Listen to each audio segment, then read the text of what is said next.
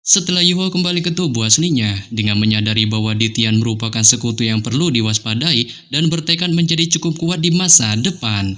Yuho pun kemudian memutuskan untuk pergi menuju kota Shrek, dengan ketika sampai di sana ia pun dapat melihat kota Shrek sedang sibuk dalam membangun kembali dan tak jauh dari kota.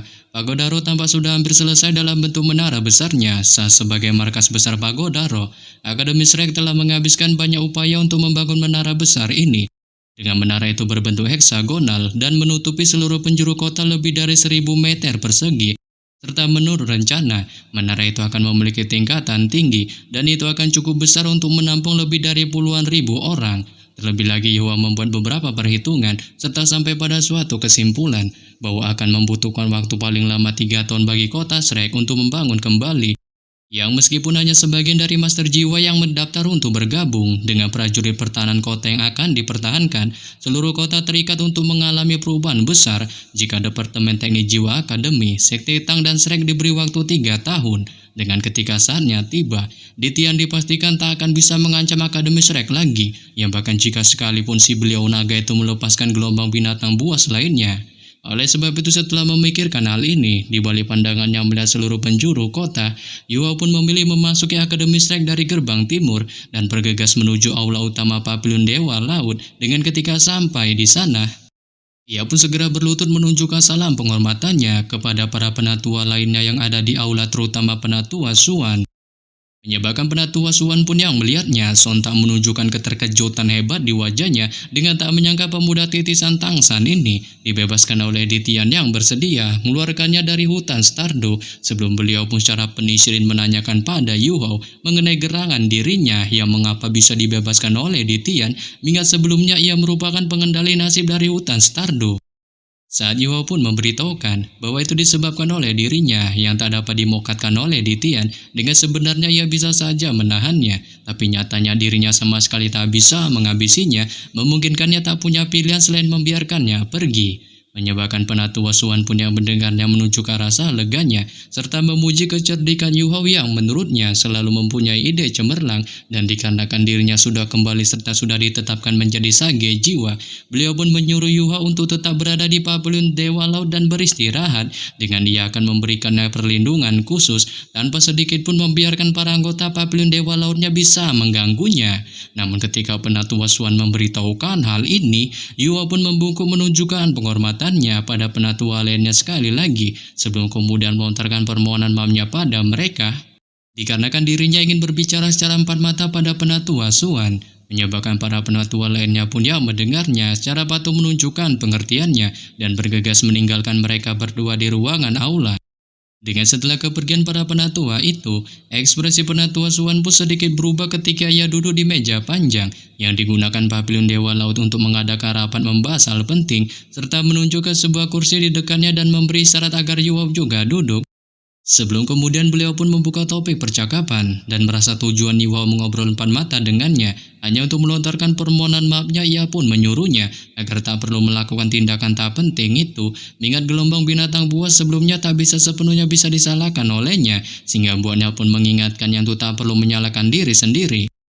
Lebih lagi eksperimen yang dilakukannya dengan Roh sebelumnya nyatanya telah memberikan kesempatan bagi Akademi dan kota Shrek untuk pengembangan yang belum pernah terjadi sebelumnya, serta dirinya percaya bahwa tak akan lama lagi kota Shrek untuk menjadi salah satu kota paling terkenal di benua. Dengan ketika itu terjadi, kota mereka akan jauh lebih berpengaruh di benua, terutama akan bisa melakukan lebih banyak hal yang bahkan kali ini prioritas utama mereka adalah memperluas Akademi dan Sekte Tang. Selain menambah jumlah pasukan pertahanan kota, mereka akan memperluas sejumlah besar tenaga kerja, sumber daya, maupun cuan ke dalam pengembangan ke dalam proyek-proyek ini, sehingga ini dapat dipastikan akan menjadi kekuatan positif yang besar untuk pengembangan Sekte Tang di masa depan.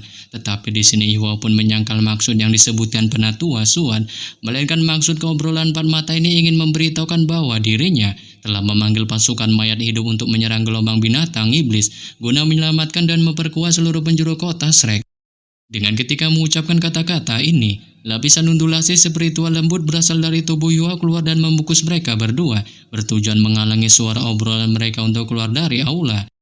Menyebabkan penatua Suan pun yang mendengarnya spontan menunjukkan perubahan di raut wajahnya dengan tak berharap Yuhao mengambil inisiatif dalam membahas masalah ini. Sebelum kemudian ia pun menyuruh Yuhao untuk tak memikirkan hal itu, mengingat tindakan yang dilakukannya ini hanya semata-mata untuk menargetkan binatang buas guna menyelamatkan akademi. Tapi di sini Yuhao pun lagi-lagi menyangkalnya, menyebutkan bahwa tindakannya itu didasari atas dirinya yang nyatanya memiliki kemampuan tuan roh jahat. Namun demikian ia pun berjanji pada penatua Suan bahwa ia dapat mengendalikan kemampuan tuan roh jahat ini sebab kemampuan miliknya ini berbeda dari yang dimiliki oleh penguasa roh jahat dan dirinya dipastikan tak akan pernah terpengaruh olehnya.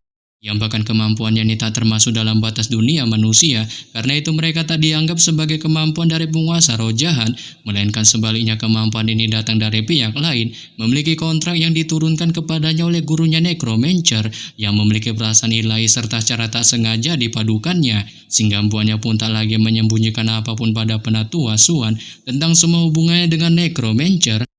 Terlebih lagi karena penggabungannya dengan roh permaisuri salju, gurunya menggunakan kekuatan yang terakhir meninggalkan dunia penuh tipu-tipu ini selamanya, dan ia mewariskan kekuatan Necromancer ini padanya, tapi demikian ia pun berjanji tak akan pernah menggunakan kekuatan ini terkecuali dirinya tak punya pilihan lain.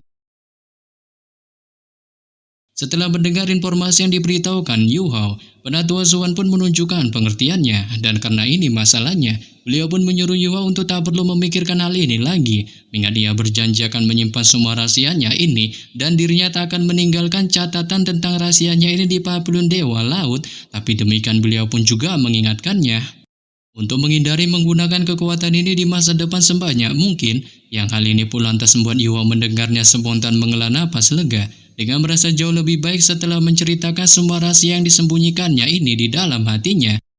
Namun ketika Yuhao masih menunjukkan kelegaannya ini, penatua Suan pun memberitahukan satu hal penting padanya tentang dirinya yang secara resmi telah dipilih oleh penatuamu, sebab beberapa bulan yang lalu si beliau itu datang kepadanya mengatakan bahwa ia ingin melepaskan kesempatannya untuk mengambil alih sebagai Tuan Pavilion Dewa Laut dan ingin membiarkannya mengambil alih secara langsung guna mengembangkan generasi berikutnya.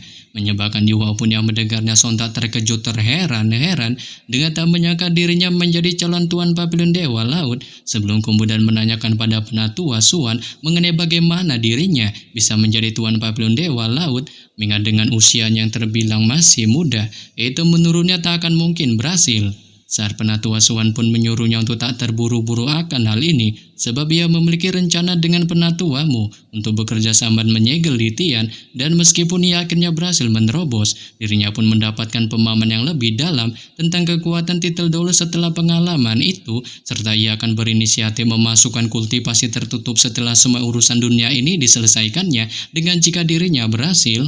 Dan menurut keadaan kekuatan dulunya, ia memperkirakan bahwa dirinya dapat hidup selama 100 tahun atau lebih, serta tak akan tetap sebagai Tuan Pavilion Dewa Laut selama sisa hidupnya. Saat ketika itu terjadi, Yuhao akan menjadi dewasa, dan dengan prospeknya saat ini, ia dipastikan bisa menjadi Dolo terkuat dalam waktu 10 tahun. Adapun penatuamu, ia memiliki beberapa kemampuan dan pemahaman karena pengembangan roh dengan telah melewati kendali Departemen Jiwa Bela Diri dan memasuki kultivasi tertutup, sehingga setelah menyerahkan posisinya sebagai penerus Pavilion Dewa Laut, itu pun setara dengan melepaskan beban terbesar di hatinya. Memungkinkannya pun berharap si beliau itu bisa mencapai sesuatu setelah kultivasi tertutupnya. Namun di sini Yuhao pun yang mendengarnya menunjuk ke raut wajah kikuknya dan sekali lagi menanyakan pada penatua Suan mengenai gerangan bagaimana dirinya bisa menjadi Tuan Pavilion Dewa Laut. Saat penatua Suan pun menyuruhnya untuk santuy sebab ia tak memintanya untuk mengambil tanggung jawab Tuan Pavilion Dewa Laut ini sekarang, melainkan gelar itu didapatkannya setelah ia meningkatkan kemampuan di dalam dirinya untuk menjadi kuat. Menyebabkan Yuhao pun yang mendengarnya menunjukkan pengertiannya dan merasa tak ada yang perlu dibahas lagi dengan penatua Suan.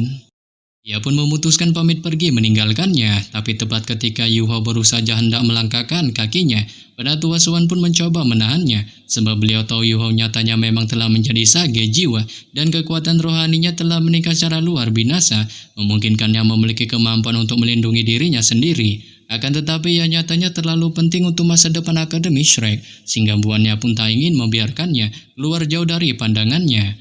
Namun di sini Yuhao pun menyuruhnya untuk santuy, sebab kepergiannya kali ini tak mengunjungi tempat berbahaya, Melainkan ada beberapa hal yang harus dilakukannya, dan selain itu ia juga ingin mengunjungi Dong-er serta melihat apakah dirinya sudah terbangun dari tidur panjangnya dengan ketika mengatakan hal ini.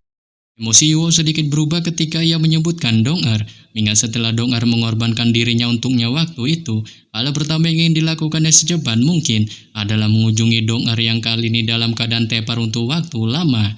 Menyebabkan penatua Suan pun yang mendengarnya menunjukkan kesetujuannya, sebab ketika Yuo berbicara tentang sosok Dong-er, ia pun tak bisa melarangnya untuk mengunjunginya dan juga mengingatkannya untuk selalu waspada menjaga dirinya tanpa membuat masalah apapun yang dapat merugikannya. Penatua Suan pun tiba-tiba bereaksi, menyebutkan bahwa selama beberapa tahun ini situasi di benua sangat tidak pasti, dengan kekaisaran bulan matahari telah tumbuh menjadi sangat kuat.